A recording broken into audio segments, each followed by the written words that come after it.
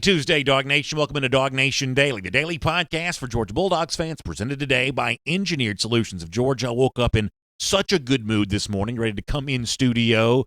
I guess it's the first day of a new week with us in studio after the holiday yesterday. Hope all of you enjoyed your Memorial Day weekend to the fullest extent possible. Thanks for starting your new week with us here today. It's going to be a lot of fun. A lot of Kirby Smart stuff off the top. John Stinchcomb later on. Normally it's John on a Monday. Because we missed it yesterday with the holiday, we'll do John today. Some good stuff to get into with John. A slimmed-down version of Jamari Salyer. What does that mean for the Georgia offensive line? We'll let him tell us about that.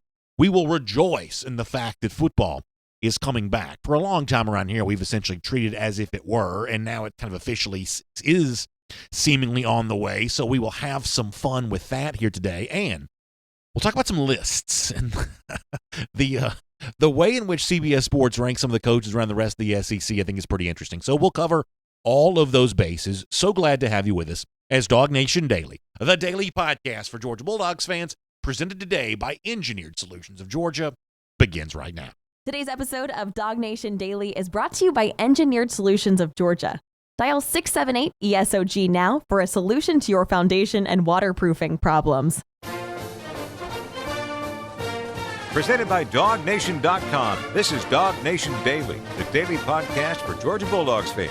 Here's your host, Brandon Adams. So there are a couple of things of the last couple of days that have caused me to think about Georgia coach Kirby Smart, and I want to begin with one of these here right now. Some of you know I love lists. I just like college football debates, right? That's what we do for a living around here. It's what we do for fun, even when we're not on the show doing it here, and there's really nothing that probably generates a debate better than a good list. There's a list that CBSSports.com does every single year where they rank all the colleges of the Power 5, the major college programs, and Georgia coach Kirby Smart came in that list this year at number 6. Now, this is quite a jump from him going back to his first year on the job in 2016 when he ranked 46th. And as they explained at the time, the only reason why he probably came in at number 46 way back then was because he had the reputation of being Nick Saban's longtime defensive coordinator. At the time, nobody knew anything about him, and yet they'll make him 46 because look how successful he was as a top lieutenant for Nick Saban. Well, lo and behold, all these years later, he's all the way up to number 6. I think because we've lived through this is our life, we're watching this unfold, I think we have a tendency sometimes to discount just how amazing it is that Kirby Smart has climbed the ranks of rookie coach that a lot of folks around the country probably didn't know that much about. We here deep in the heart of SEC country did, but around the country, overall, Kirby Smart was like a lot of, assistant coaches who work for famous head coach. Some of them pan out, some of them don't. You don't necessarily give all of them time of day. And yet Kirby Smart, over the course of his 4 years here, has, I think, really established a really strong name for himself in the coaching ranks. Even more so when you think about the guys that we currently compare him to. Because, as I said before, Kirby's like 6th on this list of, top coaches in college football, according to CBS Sports. The coaches in front of him, Ed Orgeron, Dabo Swinney, Nick Saban, we'll deal with those in particular here right now. It's important to note that all of them were head coaches way before Kirby Smart became one and were way more experienced when they took their current job they're in right now. And if we are to believe that experience matters, and I think that you have to treat it as if it does, the fact that Smart has built what he's built at Georgia while lacking in the experience other guys have had, I think you've got to give him a little bit of credit for that. In fact, let me put some numbers behind this to make the point. As I said before, Smart comes in at number 6 on the list of CBS Sports top coaches. 3 of the guys who are rated ahead of him, and I don't think you'd get much argument on this from most fans about these 3 names.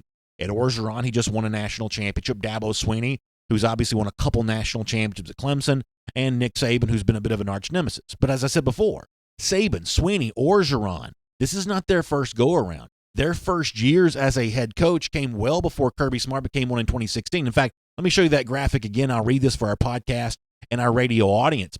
Kirby Smart's first 4 years, which have come at Georgia, by the way, at a time in which the SEC is deeper than it's ever been. The challenge of being at the top of the SEC more difficult than it's ever been.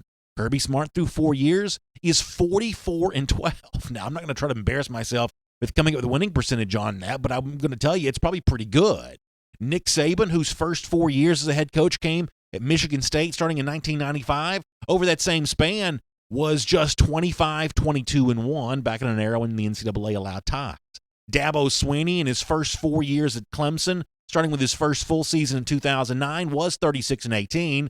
Not as good as Smart, though, through his first 4 years. Then you get to Ed Orgeron, whose first 4 years as a head coach came 3 years at Ole Miss, first full year at LSU in 2017. His total record over the course of those 4 years, just 19-29. So if you want to look at Kirby Smart in comparison to the coaches in which we rightly compare him to right now, it's important to remember that all of those coaches are more experienced, and in their first 4 years, if you want to isolate it to just that, Kirby Smart's looking pretty good. And in fact, if you're treating Smart the way that he treats a lot of the recruits that he chases down, looking for those very high 4- and 5-star prospects as a coaching prospect, I think it's pretty obvious that Kirby Smart is certainly in that blue chip category, and would assume that the best is only about to get better in the years ahead, which leads me to this. Not only is Kirby Smart kind of climbing the ranks pretty fast as a young head coach on the basis of things like CBS Sports top coaching rankings and things like that, something admittedly I'm interested in, he's also doing pretty well in kind of the less easy to be defined category, the category of attention and fame. And I talked on Friday's show about how Kirby Smart doesn't like hype, but if you got a battle against an Ed Orgeron on the recruiting trail, or a Dabo Swinney on the recruiting trail, or a Nick Saban on the recruiting trail, you've got to be comfortable with a certain degree of hype. You know, this weekend was another example of that being true. And I got to tell you, I'm a golf fan, but even if I wasn't, I was just really, really entertained by The Match. It was on all the different Turner networks. I watched it on TNT. I actually watched it on a DVR recording because I was kind of out of the house a little bit on Sunday afternoon. Got up, watched it early on Monday morning, and I tell you, I thought it was incredibly entertaining. I thought it was really well done, and like a lot of Georgia fans, I was really entertained to see Kirby Smart's name get mentioned by former Tennessee quarterback and one of the quarterbacking legends that were taking part of this along with Tom Brady, Peyton Manning. Now, for those of you that are not aware of what happened here, let me kind of give you the backstory, and then I'll kind of tie this into the topic that I began our show with. So Peyton Manning was being asked by like Charles Barkley why he wasn't wearing the same colors that his teammate Tiger Woods was wearing. Tiger very famously always wears the black, and on Sunday wears the red top, the Nike gear. That's what Tiger's very famous for doing. And as his teammate, Charles Barkley was asking Peyton Manning, why aren't you dressed like your boy Tiger Woods is? And Peyton Manning, in a very funny retort back to Charles Barkley, mentioned the name of Kirby Smart. I was entertained by this. If you missed it, I think you'll be entertained as well. Here is Peyton Manning mentioning Kirby. You know, Tom and Phil kind of have matching outfits. They wanted to know if I'd want to wear black and red like Tiger. I'm like, I'm not wearing black and red. That's Georgia Bulldog colors. I mean, I just can't do that. I mean, if you want me to get sick on the first hole, I'll do it. But, you know, I'm not going to let Kirby Smart get a picture of me in black and red for their social media accounts. I think that's really funny because that's exactly obviously what Georgia or any other program would do under those same circumstances. So I think Peyton's very funny on that. His delivery on stuff like this is just pretty funny anyway. But let me take this a step further, and I apologize in advance for what I'm about to do. Do y'all know who Darren Ravel is, the famous business reporter on Twitter? He's always tweeting about, things of the nature that I'm about to get involved in. Let's try to quantify for a moment the value of Peyton Manning mentioning Kirby Smart's name on The Match, which was watched by more than 6 million people. I actually think it's not that difficult to do.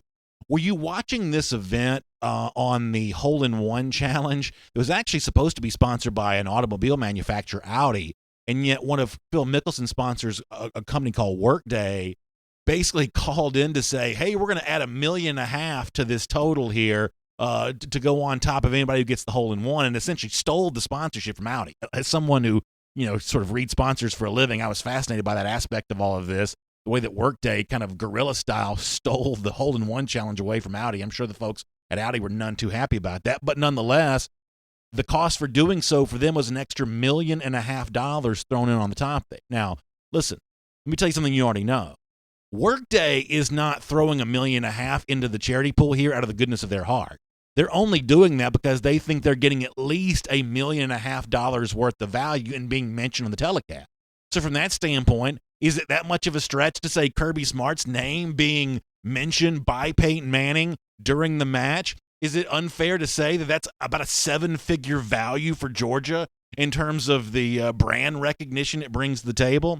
I'm a fan of The Simpsons. Krusty the Clown in The Simpsons once said that they don't put nobodies on cereal boxes. Well, when it comes to athlete names, they're not mentioning nobodies during a broadcast like this.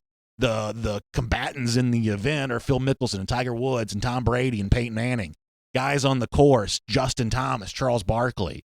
Brooks Koepka calls in. Alex Rodriguez calls in. It's like the who's who of sports, and to see, Kirby Smart mentioned there along with these other kind of elite names in sports, as I said before, I apologize for going all Darren Ravel on you, but I think that's about a 7-figure value to Georgia if you want to try to quantify. And honesty compels me to admit, the mention of Georgia here a lot better than the mention that some other SEC schools kind of got.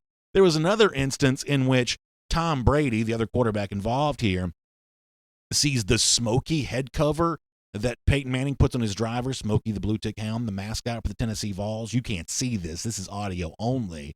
But Brady pretends to mockingly step on Smokey, and in doing so, stepped on the heart of all Tennessee fans. This is also funny. Here is Tom Brady mocking Tennessee. It's not on your driver, is it? I mean, who else is it on? It's not on Phil's. Oh. That's not the Arizona State mask. No. Right? Don't. I missed that, T. Hold on. Hold Let me step on that real quick. Let me step on that. Don't put any Michigan. They haven't been good since you left. Can you help recruit them a little bit? Recruit some quarterbacks or something? Barkley and Thomas are in trouble. So listen, if you're scoring at home, Georgia, according to the match, is led by an aggressive coach, Kirby Smart, that uses social media to his advantage for recruiting. Tennessee is a program that hasn't been good in decades and decades and decades, according to the GOAT, Tom Brady. So if you're only basing your opinion on SEC programs on the basis of the match, Georgia actually comes across doing pretty well. And it's another example of what I said to start the show.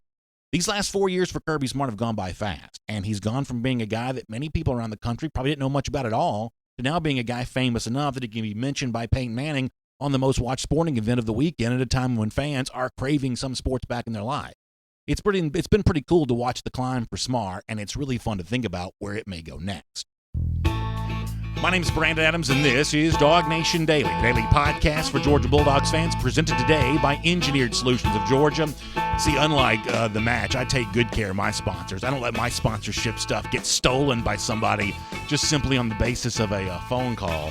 No, not at all for us. We'll take good care of our friends at ESOG and remind you they are also proud partners of UGA, which makes them fun to do business with, and great friends of ours here at DawgNation Daily, and ready to step up and solve your problems when you're dealing with a foundation issue or a waterproofing issue. That's what Engineered Solutions of Georgia knows all about. Now, the good news is sometimes this stuff is actually fairly easy to fix. It's why ESOG wants to be known as a solutions-based company. Not a company that makes things seem worse than they are, but a company that, if it's as simple as going to a hardware store and picking up a whatever, well, that's exactly what ESOG will tell you to do. But let's face it, when you see that water creeping into your house, and after the storms we had this weekend, some of you have seen that. Damp spots in your basement, crawl space, garage in some cases, you know what that's all about. Or that foundation issue that you've been putting off dealing with, and you know you shouldn't. Listen, you're going to have to fix it eventually anyway. Trust my friends at Engineered Solutions of Georgia. I said before, they're proud partners of UGA. That makes them fun to do business with. They've got 2 full-time engineers on staff. That means that you're trusting the needed work to really smart people. When it comes to the structural integrity of your home, you wouldn't want to do anything less than that. So easy to get in touch with. Give them a call, 678-ESOG now. That's 678-ESOG now. That'll put you in touch with my friends at Engineered Solutions of Georgia. And speaking of friends, coming up here on DawgNation Daily in just a moment today, we are going to welcome John Stinchcomb. Normally it's John Stinchcomb with us on a Monday.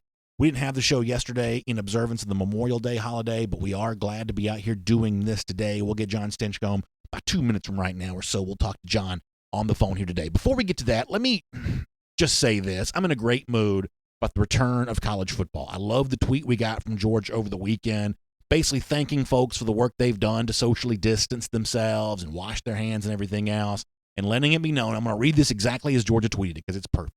On June 8th, physicality returns to our facility. I'm sorry, that's just well done. While we're also still adhering to the stop safety guidelines. So, listen, a lot of credit, a lot of good stuff there on that. I'm very happy to see that. And this is one of those things where it's kind of tough to talk about this without kind of getting into some subjects we don't really get into, but let me just make it very clear about something. I'm in favor of games. I'm in favor of Georgia being back on June 8th. I'm in favor of the rest of the SEC being back on June 8th. I would have been fine if they did it on June 1st. There is also some room to, I guess, respect the fact that some people just disagree. Some people sort of see it different. And if people think that it's not safe to be back playing football, that we shouldn't be back playing sports, that we shouldn't be trying to get life back to normal, in a roundabout way, I can sort of respect that opinion. Here's what I can't respect. The people who say the SEC is reckless for coming back June the 8th while secretly planning their own return to sports some, couple weeks later, whatever else. That's essentially what we criticized Lincoln Riley, the Oklahoma coach, for doing a few days ago. It's that hypocrisy I can't abide. If you think it's not safe to return to sports and you're willing to stick your guns on that, more power to you. I'd say I'd shake your hand, but in this day and age, you're not really allowed to do that anymore. So I'll at least give a knowing nod in your direction. You have the courage of your convictions, and who am I to argue with that? And if you're like me and saying, hey, it's time to kind of get things back to normal, this is a necessary step in that process. Seemingly the boxes have been checked off to get this back. I'm sort of fine with that there as well. It's that middle group that I can't stand. And from that, or at least I shouldn't say I can't stand, I'm in objection to. And from that standpoint, I think what the SEC is doing here is really the kind of thing that group ought to say thank you to. Because the SEC's willingness to go first, the SEC's willingness to be the most aggressive, gives some of the other conferences, some of the other administrators, some of the other figures around college football the cover they need to say one thing while essentially doing something different. Speaking a big game about how careful and measured they are, while essentially taking the same steps the SEC is taking only a couple days later. That's the hypocrisy we're going to call out around here. One way or another, though, it's looking really good for football's eventual return. And as a person who lives right smack dab in the middle of the heart of SEC country, I'm really proud to see my favorite conference leading the way. It is great to have you here on our program today, DawgNation Daily, presented by Engineered Solutions of Georgia. Let's talk about the Georgia offensive line and a whole lot of other stuff as well as we get ready to welcome in John Stinchcomb. Good to have you with us. From Athens and across the SEC or wherever the recruiting trail may lead, here's a DawgNation.com insider. Marlowe's Tavern Insider Updater time. We'll welcome in John Stinchcomb to our program here today, and we'll do so by first finding out, John, did you have a nice Memorial Day weekend, restful with the family, enjoying at least as much as it can be right now, the kind of unofficial kickoff to the summer? Hope the weekend found you doing well. It was a great weekend, and just thankful for all those that have sacrificed so that we can enjoy a weekend. You know what I mean? I do exactly know what you mean. There's obviously a great price that's been paid for us to be able to do that, and I'm glad to hear you bring that up. And with that said, we'll kind of transition to the football talk here a little bit. And one of the things we got into last week on our show a good bit is kind of a new look for Jamari Salyer, at least a slightly different look. He's been shown on some social media videos down around 312 pounds or something like that, a good bit slimmer than he has been in the past. If you're watching on video, in fact, you can see Salyer on the scales there right now. This seems to me to be a couple of things. First of all, an indication of something else that you and I have talked about before, that maybe the new look for the Georgia offensive line led by Matt Luke might be one that emphasizes athleticism a bit more than it emphasizes the mauling brute strength of the Sam Pittman era, and maybe a version of Jamari Salyer that kind of wants to be a leader for this unit by making sure that he shows up on June the 8th in the best possible shape. When you see Salyer seemingly working very hard to get slimmed down, very proud of the results that he's put together, as a guy that also played the tackle position that Salyer's going to seemingly try to play this year, what are the thoughts that come to mind for you on that? I'm super excited. I think that's a great sign, not only for him, but for this entire team and group and unit, offensive line-wise, because, my concern is in college sports, everything is so structured. The day is planned. Your nutrition is scheduled. You have 20 different people looking out for your best interest in every aspect of your life, from your strength training to your academics, to counselors. And with this unprecedented time, there's a lot of self-accountability that's taken place. And to see Jamari make the changes and strides that he's made on his own accord, man, that is great. That's a great sign. It shows his maturity. It shows tremendous leadership, and I'm sure they've done a really good job of staying in contact with one another and trying to make sure they're able to report June 8th and hit the ground running. So let me ask you a question. I think I know the answer to this, but I still want you to explain it anyway, because obviously your expertise is valuable on this. I think I know what a slimmed-down Salyer means on the field, but specifically, what is made easier and made better by maybe being a little less heavy than you've been in the past? Well, the first thing it makes me think is that he's anticipating a move or a stay to the outside. As a tackle, you face some of these outside linebackers that are 240 pounds and quick as cats. So when you're a guard, you're an interior player, you see some nose tackles, some three techniques that are much heavier. And so you're as a guard, you can get up into the 330, 40 range and still move people because you play in much more confined quarters. To see Jamari lose weight and look a little bit leaner than what we're used to seeing him, the first thing that makes me think is that he's planning to play one of those edge positions, which, his skill set can be utilized at either. I think he's one of those type players that, given his ability and his quickness and his body mechanics, that he can play inside or outside. But that's the first thing it makes me think is, he's transitioning the outside. The next thing is this might be more the direction that Matt Luke and this offensive system is pointed in, where, yes, we want big, powerful men to play on the offensive line, but they need to be able to move, and we're going to have to stretch that box horizontally as much as we do with pound it down your throat between your tackles run game that we've seen in the past. Let me play devil's advocate on one thing. Obviously, Sam Pittman favored bigger offensive linemen for a reason.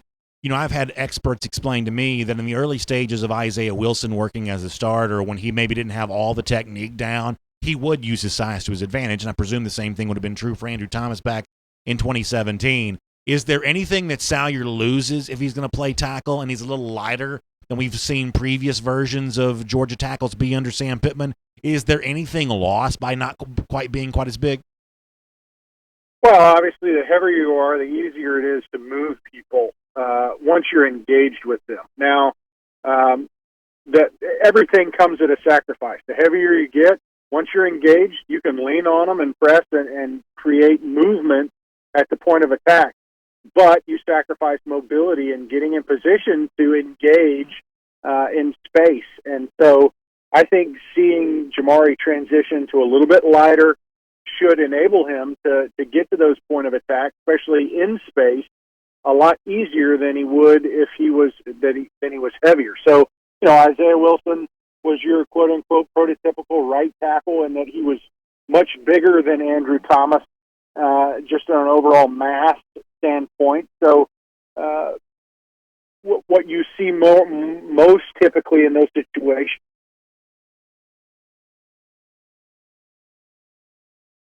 I think we may have lost John. Sometimes me just saying that brings them back. So apparently that's not going to work. So we'll let John hop back on here. We'll let him finish his answer. I've got one more thing I want to ask John about this, and then we'll kind of move on, talk about some different stuff there in a moment. By the way, I'll also remind you that we'll have a lot of your comments coming up as well as part of our RS Andrews Cool Down on Facebook and on YouTube, and just a generally speaking fun conversation to be had with all of you. And by the way, in the process of getting life back to normal, me having to take a pause because we dropped a guest on the cell phone, that really is the best indication that life is getting back to normal. So good to see all of that. Good to see John Stinchcomb back with us as well. John, the honest truth is I'm not quite sure the last thing that you were saying before we let you go, but you were in the midst of wrapping up your thought on, what not being quite as big means for Jamari Salyer. So I'll let you finish that however you want, and then we'll get ready to move on. Well, I think that you just look at, there's pros and cons to both. The lighter you are, the more mobile you can be and get to the point of attack. The heavier you are, once you get there, it's easier to move people. So there's pros and cons to both, but looking at the way the game is played now, I think this is a very positive sign for Jamari in this offense. Hey, let me, I got one more I want to ask you on this topic. Before that, though, let me remind folks, this is our Marlowe's Tavern Insider Updater and our friends at Marlowe's Tavern. By the way, as we celebrate our attempt to kind of get life back to normal and let the summer and heading towards fall feel like something we're used to, the next big step on that is getting the Marlowe's Tavern locations back open again. I was thrilled the other day to see that my tavern is back, and they had folks on the patio, and they were having a good time, and people were staying safe, and there was some social distancing going on. But the great Marlowe's service and food, the craft cocktails, the chef-inspired food, it was able to be enjoyed outside during this wonderful time of the year, which I kind of think of as patio season there at Marlowe's Tavern. I'm really thankful for the hard work the folks there have been doing throughout this entire process, whether it be to-go orders that are still being offered, if that's something that makes you feel more comfortable right now, or if you are interested in getting back to the tavern in your neighborhood and being outside and enjoying some of that great food. Just make sure you check out marlowstavern.com, and you can find out about the specific information for your tavern, what's going on there at your neighborhood, and also check out the great menu of chef-inspired food and all the fun stuff. Make it to go order. You can find out how you can do that, enjoy that. I know a lot of folks just did that for Memorial Day weekend. They've had great success with their holiday stuff, whether it be the Mother's Day brunch stuff or the Memorial Day weekend. Really fun stuff for Easter as well. They've just been doing a great job. So please check out the Marlowe's Tavern in your neighborhood. Find out if they are open, when they're opening. Make it to go order, whatever else. Just check out marlowstavern.com for that. And by the way, coming up pretty soon that we've got a really fun announcement we're going to be making about some fun stuff I'm going to be trying to do at Marlowe's. We'll tell you more about that coming up in a moment. John, let me do one more on this topic, and then I do have a couple of things I want to address before we let you go here today. The other thing, and you and I have talked about this in some form or fashion probably a couple of times, I continue to believe that the biggest challenge as Georgia gets ready to come back is the condition that players will find themselves in when they do arrive. And the fact that Jamari Salyer seemingly has done the hard work over the course of this time to make sure he's in the best possible shape that he feels like he needs to be in, to me that would seem to be a symbolic gesture that says Salyer's ready to be a leader on this team, not just a starter, but Andrew Thomas called him the other day a potential anchor for the offensive line. If you're making sure that you're showing up in shape, ready to go, that seems to me to be an example that that Salyer's taken his opportunity to be a leader on this team pretty seriously at the moment. I couldn't agree more. I think it's a great sign. My biggest concern, we had a student wellness subcommittee meeting for the athletic board this past week, and if you've got 100 guys on a team, there's 550 scholarship athletes at the University of Georgia, which there's probably 550 different scenarios that people are having to live out in their home conditions and what's available to them. Jamari probably had access and has access to some quality training opportunity, and that's not going to be the case for everybody. So as you get back on June 8th, Coach Sinclair has got his work cut out for him because you're trying to give them enough information and training and flexibility that everybody can report back, and when they do so at a somewhat stable, equalized level. But let's be honest. I mean, there's very little chance that everyone had the same opportunities over this past 2-3 months to train at a high level. So it's going to be about assessing, evaluating where guys are, getting them up to speed and as ready to play the season as possible in a very short window of time. You mentioned your role on the athletic board. Georgia has announced, like most of the other SEC schools, that they're coming back on June 8th. I guess we're still not sure what Vanderbilt and Kentucky are doing, but everyone else, I believe, has committed to a June 8th return. John, I said before you joined us, I'm in favor of this. I don't believe on my part it's a callous disregard for the fact. I think it's in consideration of the facts, the best that I understand them. I don't think there's any perfect opinions on this. I think everybody's gotten some things right, some things wrong in terms of how we've evaluated what have gone on over the course of the last couple of months. But the best that I can understand things, it seems like Georgia, the rest of the SEC, are taking the proper precautions to the most reasonable extent they can be taken. I've got no problem with this football team getting back on campus on June the 8th. In fact, I celebrate the fact that it's happening. How do you feel about the June the 8th date? I think it's great. I think it's symbolic of the direction our country and our communities are heading, in that we have so much more information now of what it's going to take to keep people safe, but continue on with our lives. And when June 8th hits, it's not going to be a return to normal. It's not going to be the status quo as we've known it pre-pandemic. There are going to be protocols and practices implemented that will make sure that we don't return to status quo. And there will be ways that we are trying to keep each other safe because of the information that we've learned and gathered over this period of time. So the safe practices and protocols with hand washing and social distancing and separation, and what exposures are more endangering for people,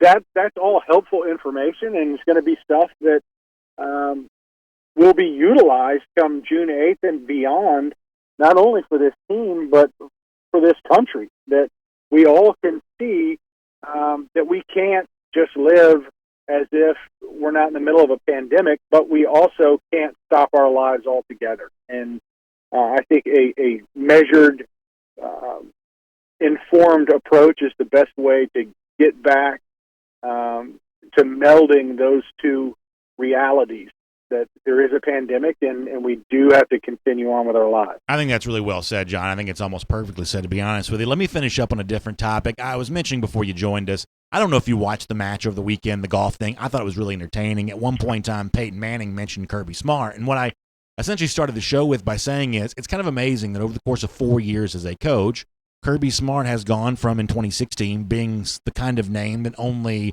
very, plugged-in college football fans would have known, former defensive coordinator for Nick Saban, to now being famous enough that it can be mentioned on this very mainstream sporting event and have a reasonable certainty that a lot of the people watching kind of know who he is. It's been a tremendous 4 years for Smart. His first 4 years, from a record standpoint, compares really well with the other coaches that we usually put him in the same category with.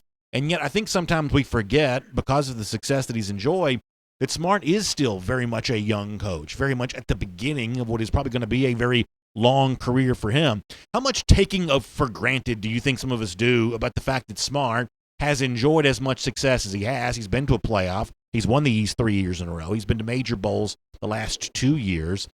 How much of that do you think we take for granted, the fact that that's a lot of success for someone who is still now just going into his 5th year ever as a head coach?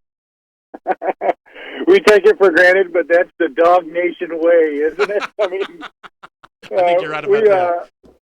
We let go of Coach Rick because 10 wins wasn't enough. I mean, our appetite wasn't satiated, and Kirby knew what he was stepping into when he got here. That we as a school and as an alumni body, our expectations are to compete on a national scale. And I don't think he'd have it any other way. And I also think that he's answered that call about as well as anyone else has across this country. Now it's time to take that next step and put another trophy in the cabinet that we haven't seen in Athens for almost 4 decades. So he's certainly pointed in the right direction. But that's the nature of the beast. I think he understood when he took that role that the expectations were high and were going to stay that way. And there's now a national awareness of who he is because of what he's been able to accomplish in this short period of time under his reign. Yeah, John, I think that's great stuff. Thanks for being here as part of our Marlowe's Tavern Insider Updater here today. And to everyone watching and listening right now, I invite you, marlowestavern.com. Find out if the tavern in your neighborhood is open up, or make a to-go order. As Marlowe's gets ready for a great summer, you can be a part of that with them and make your own summer more fun by hanging out with my friends at Marlowe's Tavern, enjoying those craft cocktails, the chef-inspired food, and everything else that's made Marlowe's Tavern famous. John, thanks for being here. We'll look forward to catching up with you again next week. Always a pleasure. Appreciate you, and can't wait to get back to some Georgia football. No doubt about that. Let's take a look around the rest of the league. This is SEC Through. All right, really good stuff from John Stinchcomb. Really appreciate him being a part of the program. Love his insight. And, as I said before, this is not just some guy kind of, spouting off his opinion here. This is a member of the athletic board. So when he says, hey, I feel good about the June the 8th, that's That's a pretty good seal of approval right there. And as I said before, somebody's got to be willing to go first. Someone's got to be brave enough to take the first step. And there's going to be all kinds of slings and arrows coming the direction for the entity that's going to do that. You see that not just in sports, but frankly outside of sports when it comes to some of this kind of stuff as well. And we ain't going there because it ain't that kind of show, but you know what I'm talking about. So someone's got to have the willingness to take the first step. The SEC is, and I think it's a public good that it's doing by doing so. But obviously, reasonable people can disagree on that. With that said, we'll roll through to our SEC through here. And I told you before, I like lists. I do like a good ranking of anything, especially when it comes to college football. I like the debate that comes because of that. So I wanted to spend a few minutes on some of the other notable names on the CBS Sports list. This is not all of them. This is not even necessarily that sensible of a collection of names, but it's just a few I kind of wanted to point out here. And on video, I'll throw a couple of these names up on the screen. First of all, I think it's interesting that CBS Sports still calls Nick Saban the number one coach in college football. I feel pretty confident in saying that Saban's not the best coach in the sport anymore. Lost his most recent game to Ed Orgeron, lost his most recent game to Dabo Swinney, has lost his most recent game to Gus Malzahn, lost 2 of his last 3 to Malzahn. Saban has still had Kirby Smart's number, unfortunately, and that hopefully changes this year if you're a Georgia fan. But I can make a case that I've seen Saban outcoached a few times in recent years. I have no idea what justification that you're going to use to put Saban over Dabo right now. And I'm no Dabo Swinney fan necessarily, but in 2017 when Alabama had the way better team and the better quarterback situation, although I guess they were still using Jalen Hurts at the time, Alabama, won that game easily. But with even talent in 2018, it's a big win for Clemson. So I don't know how you justify Saban over Swinney right now. The Orgeron thing, it's a little bit smaller body of evidence, but nonetheless. Here is something that I also wanted to bring up. And I guess you can say this is like a homer opinion. Maybe it is. At this point in time, it's sort of hard to know sometimes. I mentioned before that Kirby Smart is 6th. How are you going to rank Brian Kelly ahead of Kirby Smart? I mean, what else does Kirby Smart have to do? He's beaten him head-to-head in 2 of the last 3 seasons. In 2017, both programs were down. Notre Dame had come off a really bad season in 2016. Kirby Smart had come off a first year on the job at 8-5. That's a fair fight. Kirby beat him on the road last year. Now, Georgia was a big favorite in the game, but my goodness, Notre Dame was coming off a playoff appearance. In Athens, Georgia beat him again. How many times do you have to beat a guy head-to-head before the national media will stop saying the other guy's a better coach than you are? I mean, does the head-to-head matchup not matter at all here? And then don't even get me started on Lincoln Riley at number 4. This bothers me for 2 reasons. Reason number 1 is, once again, if head-to-head matters at all, Kirby beat Lincoln Riley head-to-head as well, and it was Lincoln Riley's own coaching failure that led to that win for Georgia. In addition to that, this is a classic example of something that exists with the national media. And this is not good or bad, it just sort of is. Coaches whose expertise on the offensive side of the ball are naturally treated as smarter than people whose expertise on the defensive side of the ball. I firmly believe that Lincoln Riley does not know more about offense than Kirby Smart knows about defense. Just doesn't. Now, we've seen a lot of reasons why offensive football's become more important than defensive football in recent years, but still, Lincoln Riley is not smarter than Smart just because he knows about offense and Kirby Smart knows about defense. Yes, when Lincoln Riley went against Kirby in 2017 in the first half, the Oklahoma offense got anything it wanted. But was the Georgia defense any less dominant in the second half? All the sacks of Baker Mayfield, what happens during the overtime. Oklahoma got theirs to begin with, but I'd say that Georgia had plenty to eat and feast on over the course of that second half there as well. Not to mention the fact, as I said before, Kirby won the game. We've seen the brilliant Lincoln Riley, or as the media always calls him, and this just grinds my gears, the thoughtful Lincoln Riley. That's the new thing. Oh, Riley's so thoughtful. Well, we've seen the thoughtful Riley in the college football playoff each of the last 2 years, and, he got dribbled like a basketball in both those instances. So stop with the Lincoln Riley, the number 4 coach in all of college football. A couple other things to get to here on this list. Let me mention this. Jimbo Fisher rated ahead of Dan Mullen. I think that's accurate. I think that's where it should be. I think it's amazing how many people outside the CBS Sports list treat that as if it's not true. But Jimbo Fisher has won a national championship. He's on his way at Texas A&M to building what I think Florida fans think Dan Mullen is building at Florida. Y'all know who the pro bowler is? Pete Weber. Do you know who that is? He's like a trash-talking bowler. One of my favorite lines he ever used is, "What you think you are, I am." That's what Jimbo Fisher should say to Dan Mullen. What you think you are, I am. Everything you think you're building at Florida, I did at Florida State and might be building at Texas A&M. So Fisher ahead of Mullen, I think, is right. Be careful on this. Number 23 on the list from CBSSports.com, best coaches in college football, Bronco Mendenhall from Virginia, winner of the ACC Coastal last year. Big improvement year over year for the Cavaliers. Week 1 against Georgia. Obviously, Georgia's going to be a huge favorite, more than almost a 3-touchdown favorite if I had to guess. But be careful with Bronco Mendenhall. Thought of as a pretty good coach. Probably going to get a lot of love leading to that Week 1 game, and who knows? I would say that Virginia actually might be fairly good in comparison to ACC teams this upcoming season, but expect to hear a little bit about how brilliant the Georgia opponent is, Week 1, Bronco Mendenhall, who shows up in the top 25 of the CBS Sports list here. And then finally this, and I only mention this because it's one of the hills I've chosen to die on. The absolute last coach on the list, top 65, all the Power 5 coaches in college football, it is Sam Pittman from Arkansas. Easy to understand why. Pittman's obviously not coached a game before as a head coach, and probably a surprise to many that he became Georgia head coach. Here's my prediction. I'm very comfortable telling you this. I think that Sam Pittman makes a bowl at Arkansas before Lane Kiffin makes one at Ole Miss and before Mike Leach makes one at Mississippi State. And by the way, that's a bold prediction on Mississippi State because they'll be projected to make a bowl this year, but I don't think it happens. I like what Sam Pittman has done in the early stages of his time there at Arkansas.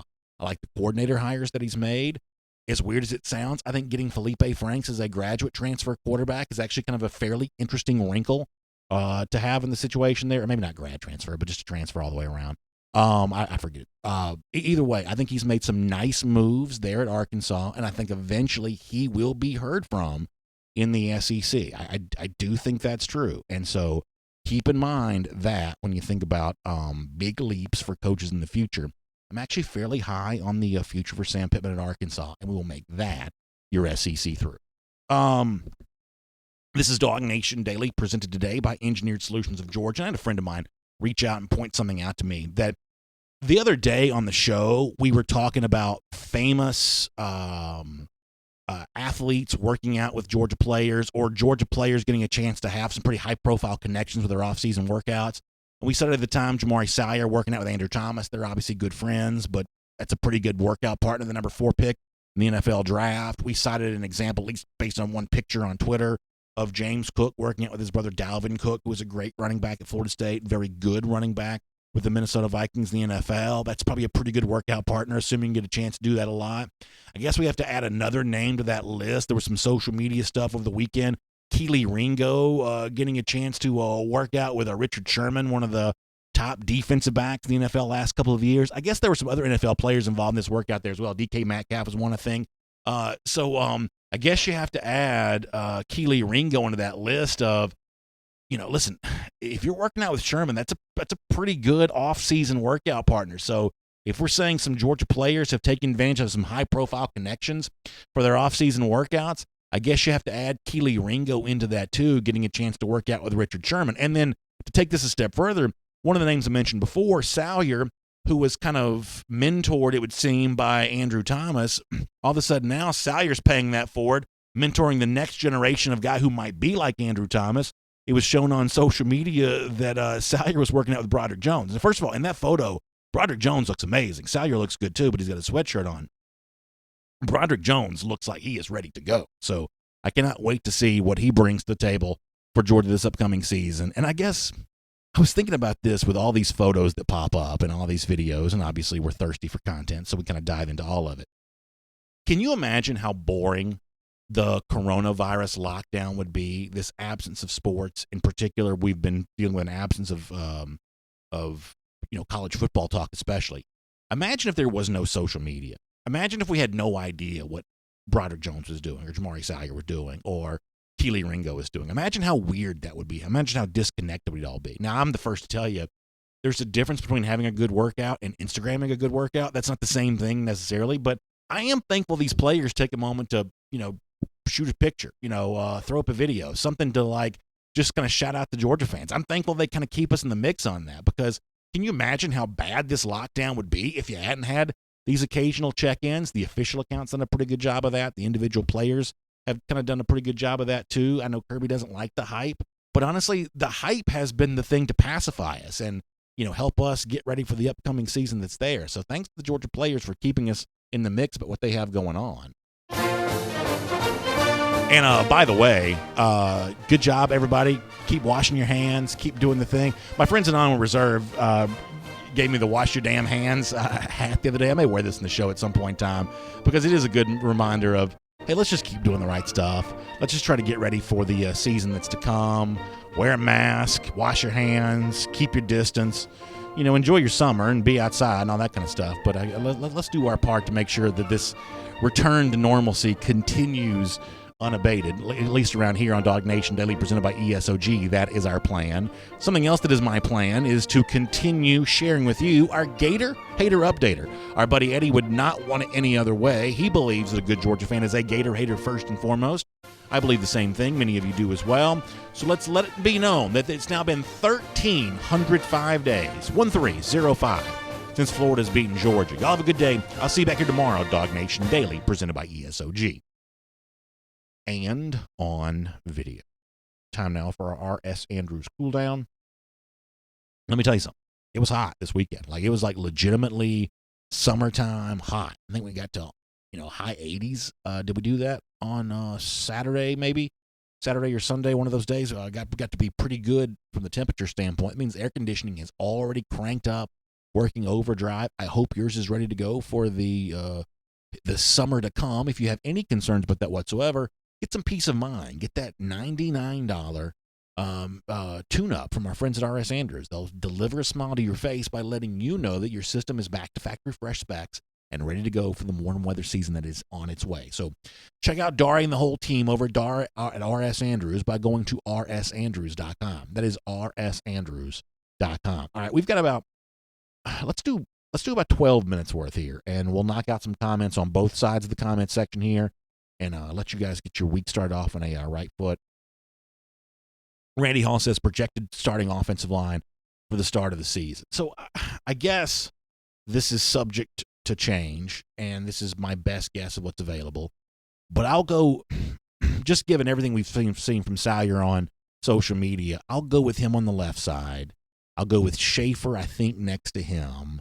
That's one of the flyers that I'll take on that. I feel pretty good about Trey Hill as the center. I know that there'll be some push for playing time from some of the young guys in the interior of the offensive line. I'll stick with Trey Hill for right now on that. And you know what? I'm still bullish on Ben Cleveland. And this is one of those things where I think some people may be shopping for an alternative because Cleveland didn't play in the Sugar Bowl. I'm not done with Big Ben yet. I'm really not.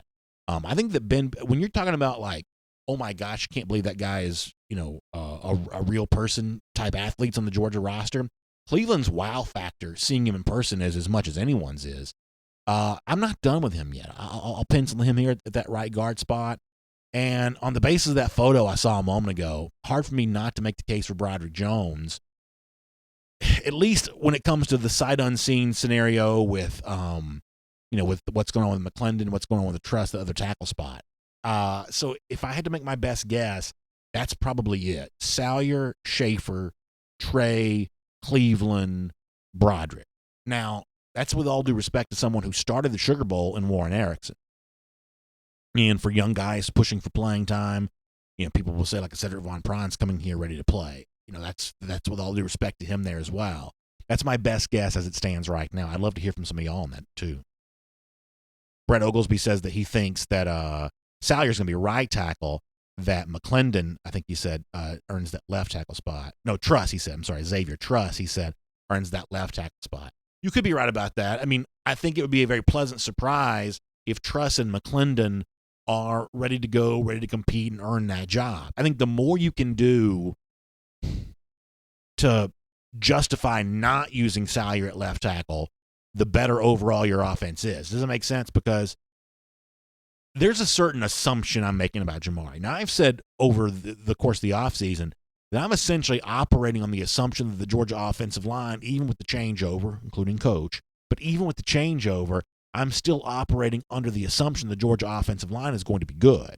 And so the most particular assumption you make within that offensive line is that Jamari Salyer will be one of the group's leaders. So if you feel confident enough to say Salyer, who probably has a baseline level of performance that's pretty high, if you felt confident and comfortable enough to move him to right tackle, then you probably feel pretty good about your offensive line overall at that point in time. Although Andrew Ray here on Facebook does disagree. Let's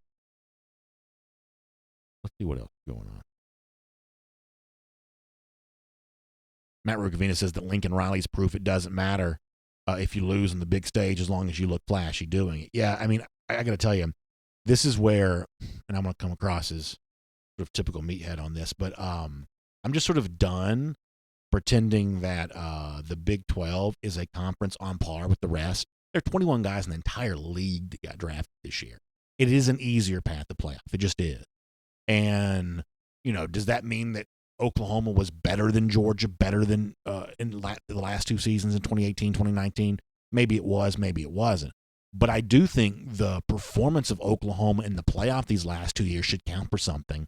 And if you want to look at the second half of the Rose Bowl in 2017, I think it's fair to say, what have the last 10 quarters against SEC competition looked like? Now, they'll get a chance in their own stadium this year to host an SEC team, Tennessee. That's actually a game I think Tennessee has a chance to win. So if that's a big win for Oklahoma, then that's a argument back in the other direction here. But I think that Matt's right about this. Because Oklahoma does it with a flashy offense, and because Oklahoma's a little bit different than the sort of same old out of the SEC, I think there's a desire to prop them up. I do. And listen, I understand the financial motivation to make college football seem like a national sport. I get it. It's the same reason that hockey wants teams in Phoenix and Dallas and at one point in time Atlanta and Nashville and Raleigh. You can't be a big, robust sporting, business if all your teams are in Winnipeg, Manitoba. I totally get that. You've got to expand and have kind of a larger footprint. NASCAR has done the same thing, going the opposite direction, getting out of Kannapolis, North Carolina, and trying to go to Chicago and places like that. I understand that. College football is not as big a business if it's only played in Columbus, Ohio, Clemson, South Carolina, and Athens, Georgia. I do get that. But let's just be careful what we do in our attempt to make this a national sport. That's my only request. And from that standpoint, I am suspicious of Oklahoma. I am suspicious of Lincoln Riley. Over here on YouTube for a moment, Brandon Howell says Keely Ringo out here working with Richard Sherman. Yeah, man, that's a good look, man. It's a good look, and who knows really what they were doing, how long it would last, or whatever else. But I got to tell you, that's a cool thing. I feel a little bit about Keely the way that I would have felt about Nakobe Dean last year, in that this is a deep roster. We always make the comparison to guys like Roquan Smith. As I said a lot during the the off season, cool down a year ago, that if Nakobe Dean came in and played a lot, then, he's probably ahead of where Roquan was as a freshman. And that's basically what happened. He came in and played a lot. You may have seen Pro Football Focus. This is, I'm sure, get a lot of attention. Said he was the highest graded freshman linebacker in the SEC or whatever else. So it stands to reason that when he did play, some people say he played pretty well. He was certainly on the field a good bit. That's hard to do at a time when the Georgia roster is as deep as it is. I feel kind of the same way about Keely Ringo, if not even more so.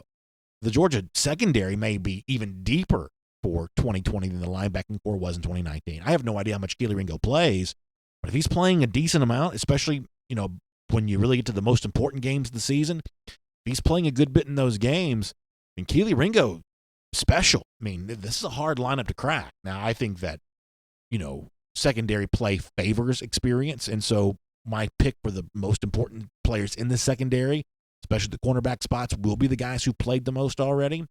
But just keep that in mind for Keely, man. He's got a great look, good-looking athlete. If he breaks through much the same way that Nakobe kind of did and found a spot on the field a year ago, then he's more than just good. He may be pretty special. Let's see what else is going on here. Eddie Fennell says, could Ringo be the next Champ Bailey? It's funny that you bring that up. I saw this quote. I had a bunch of SEC through stories I wanted to do today and ended up just not doing them because I wanted to do the CBS Sports list instead. But one of the things I saw over the weekend was Ed Orgeron did an interview with somebody, and I forget who it was. But he basically said that next season, 2021, he's going to let Derek Stingley play offense. Apparently that was the promise that was made to him when he first recruited him. So here we've got a guy that, if I had to guess, probably a top 5 pick 2 years from now at the cornerback position, but, wants to play offense because who doesn't? The same way that media follows all of themselves to sort of brag on offensive coaches at the expense of defense, players do the same thing. This guy's going to make $100 million in his career playing cornerback, and yet he wants to, be out there, playing wide receiver because that's just the natural temptation. That's just kind of the way that life goes.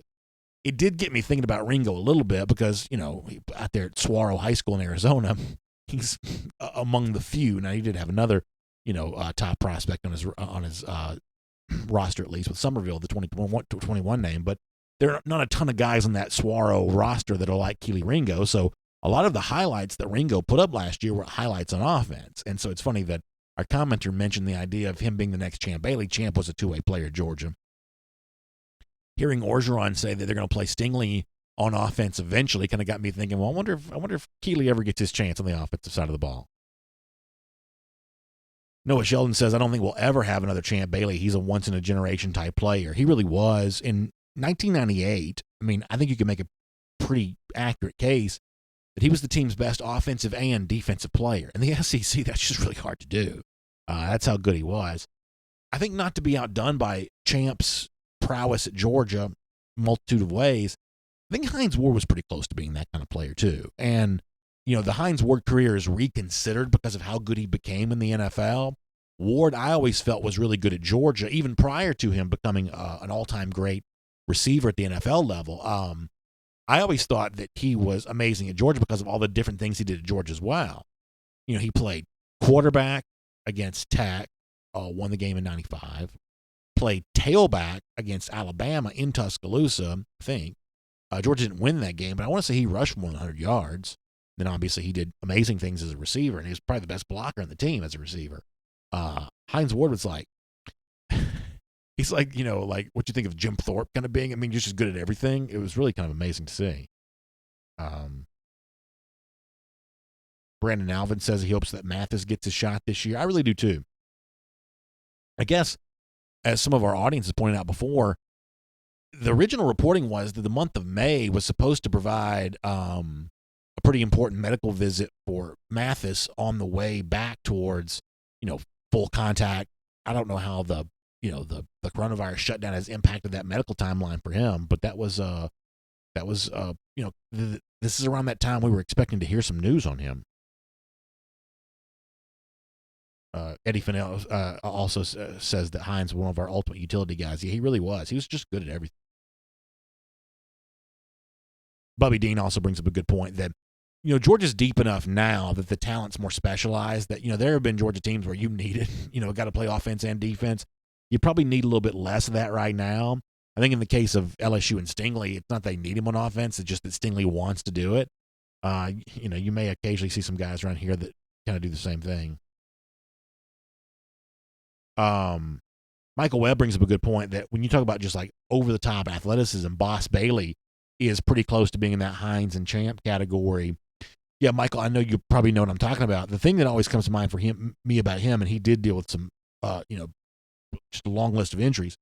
The blocked field goal against Tennessee in 2002, the photo of which is still in the Georgia press box. I always love seeing it because Tennessee's wearing hideous, ugly uniforms that day. And the Boss Bailey athleticism is just amazing. The vertical leap that he gets to block that field goal is just really something. He was a crazy athlete. Robert Reynolds says, please tell me you're seeing all the dumb things that UT fans have been saying on Twitter. Yeah, I see a lot of that from time to time. I will say that I think that they are undoubtedly the most aggressive fan base on social media. I don't think it's close. Really, for all the Georgia-Florida stuff that goes on this show, the typical Florida fan's fairly mild-mannered, I would say, for the most part, at least the ones I've come in contact with. They take their jabs, but it's all, whatever. Like, if I ever say anything about Tennessee on Twitter, I get some nasty stuff back. I'm talking about nasty stuff.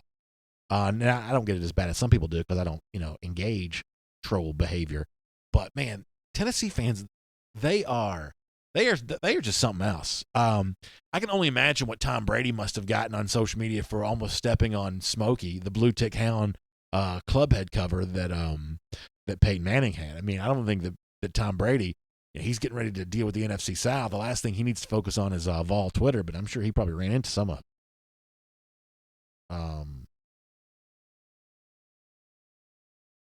Let's see what else.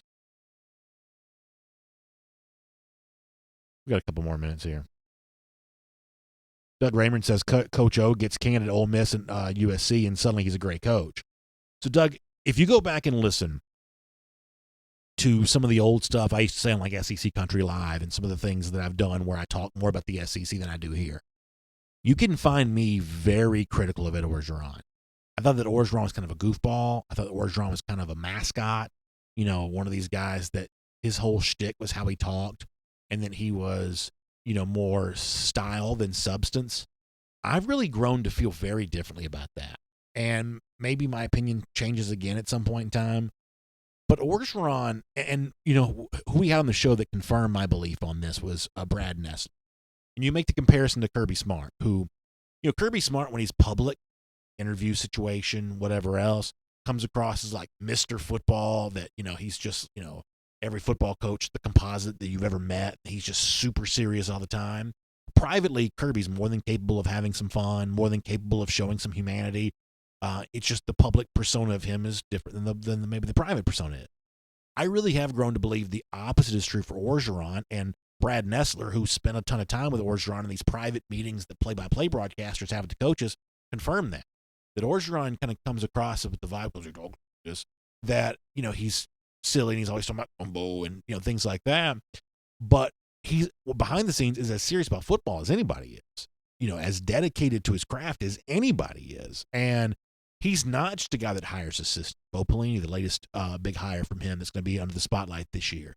This is not just a guy that hires assistants. This is a guy that has a real plan for how he wants to run that program. So I get what you're saying, but that's also an example of the growth that occurs over the course of time for a coach. Yeah, he was a failure at Ole Miss, a guy that USC didn't trust with the keys to its program. But as of right now, I mean, given his energy, given, you know, Orgeron was seen the other day running shirtless through the streets of Baton Rouge. We got some news, something going on. Looks like Connor Riley's going to jump in here on something. Yes, sir. Oh, all right. Ooh, tell us about it. Is that right? How about that? Chaz Chambliss on the board for Georgia, one of those names that we've seen mentioned more. Connor, stick with me for a second because I thought you brought up a good point the other day. That with all the Apex Predator stuff that had been going around from Georgia on social media, Chambliss was one of the names that got one of those, whereas Barrett Carter, as you pointed out, kind of didn't get one of those. So from that standpoint, this is one of those names in message board chatter, including our own forum at forum.dawgnation.com. Chambliss is one of those names that has been seemingly growing on the vine here for a little while, right? Yeah, it's a name. I think you're right to bring up that Apex Predator melt. I think that sort of signaled to a lot of people that certain target someone they wanted. Kirby Smart spoken at length about needing more guys at the linebacker spot.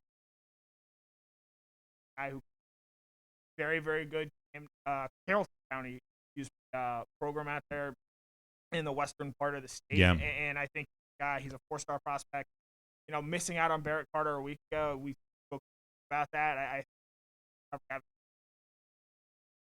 another solid player to add to the class, another Georgia player to add to the class, include Lavassier Carroll, who was originally born 7 of the now 8 that played or spent most of the time growing up in the state of this 20 Georgia recruiting class have even bigger and eyes.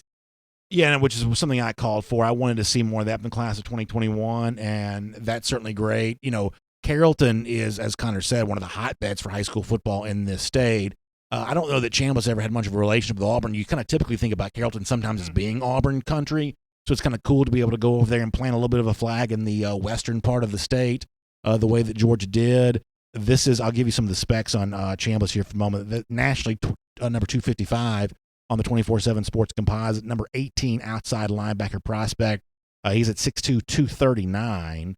So he got a little bit of beef to him already. And a player that, if you're following the message board stuff, if you're watching Before the Hedges presented by Kroger, you have seen Chambliss and that relationship with Georgia seemingly blossoming now for a while. I think this is a win for Georgia on the recruiting trail. This is a player that I like, and I do think it's cool to see Georgia going to, we said the same thing with some of the other guys that Georgia have kind of gotten. When you're going to the real hotbeds for the state of Georgia, and you're pulling a guy like Chambliss out there, I think you treat that as a recruiting win. So this is one that I feel pretty good about. And because we are always Gator haters here first and foremost, Carrollton County now has an outside linebacker prospect committed to Chambliss.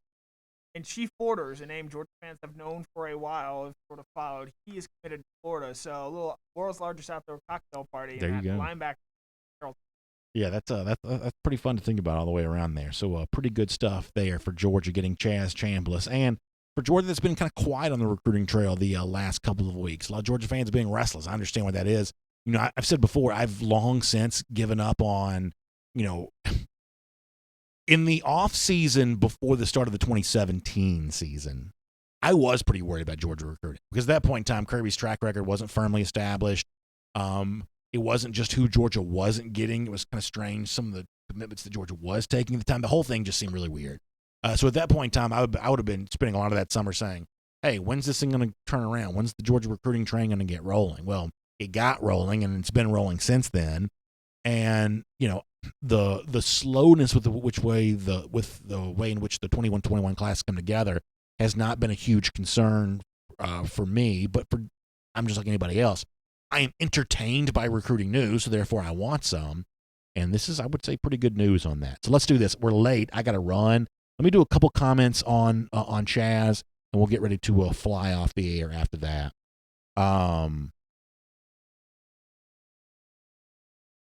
Jay Hart says that Chaz Chambliss and Brock Bowers are linked. Are they thought to be friends? I didn't know that. So if so, that's good news all the way around because Brock Bowers looks like a pretty good tight end. Let's do a couple Facebooks. We'll get ready to go here. Philip Jordan Wells says he's thought a tight end, wide receiver, or a tackle were committing this month. From what I heard, Chambliss was a high priority target, though. Well, if you want to start thinking about the month of June, obviously that's when Smile Mondon's expected to make some news and some things like that. So I would say that you're going to have a pretty busy next 4 or 5 weeks when it comes to the recruiting stuff here. Matt Rukvina says Chaz put his commitment video up on Twitter. Well, good for him on that. Chad Williams says, where does he rank in his position? He's the number 18 outside linebacker for the class of 2021. Randy Hall says he thinks Terrence Ferguson will be next, then Deion Colsey, the receiver, after that. I hope you're right, because those would be both fun commitments to take. Those would be very fun. Let's see what else. Matt Rukavina is hoping to see some good news on Xavier and Sori eventually. That'd be nice. Be nice there as well. Be nice there. Philip Sharp, happy for the Carrollton Trojans here. Yeah, it's a great program. One of the nicest stadiums. I'm like the Carrollton Stadium. There are a couple different schools in that area. There's Carroll County High School. There's Carrollton. Carrollton Stadium has luxury suites. It's incredibly nice. It blows you away how nice it is. A lot of those city systems just have very, very good facilities. And Carrollton is certainly one of the best for sure. Doug Rayburn says he's full grown. Yeah, he's already pretty thick for a guy just getting ready to start his high school senior year. That's pretty good stuff. Stephen Carr checking in from Omaha. Stephen, good to have you with us here. Hopefully the Dogs will see you in Omaha maybe next summer. Sorry we missed on that this year. All right, we got to get ready to go. Really good stuff. More on this at DawgNation.com. And if you want to follow along the discussion, forum.DawgNation.com. Chaz Chambliss in the mix here for Georgia.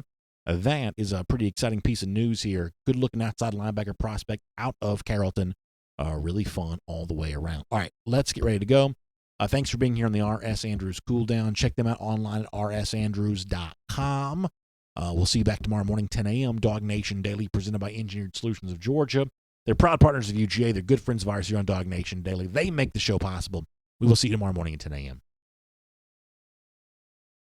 For more DawgNation videos, check out youtube.com/DawgNation.